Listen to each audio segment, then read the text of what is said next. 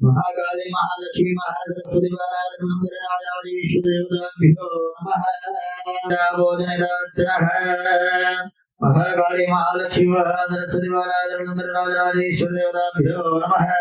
शुद्धोदकस्नानां समर्पयामि स्नानान्तरसिद्धारमणीयां समर्पयामि वस्त्राध्यक्षां समर्पयामि। दक्षिणतरी नमस्కారం చేసుకోండి। వస్త్రం ఉంటే వస్త్రం పెట్టుకోండి।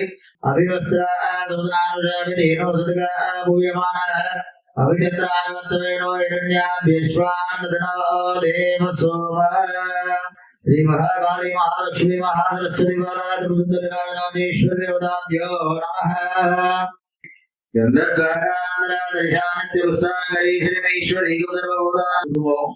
పౌరాణిక భక్తియు పూర్ణగతుల విషయైన సూత మహర్షుల వారు శోకాలను పంపించిన దివ్యంగా మంగళ గౌరీ దేవి మహత్యాన్ని చెప్పారు।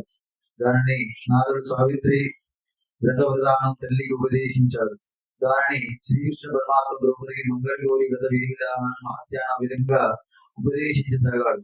ద్రౌపది భూలోకమందరి సమస్త స్త్రీలు పాటించే వ్రతము మంగళ గౌరీ వ్రతము।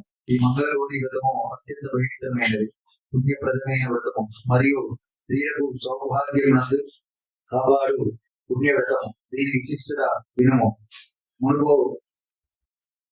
మనోహరుడు మహేంద్రుడు మంగళ గౌరీ వ్రతాన్ని ఆచరించడం వలన చిరకాలం రాజమై వెళ్ళినాడు। మంగళ గౌరీ వ్రతం ఆచరించినందువలన పరమేశ్వరుడు త్రిపురాసుందరి సంగ్రామంలో విజయాన్ని అందుకున్నాడు।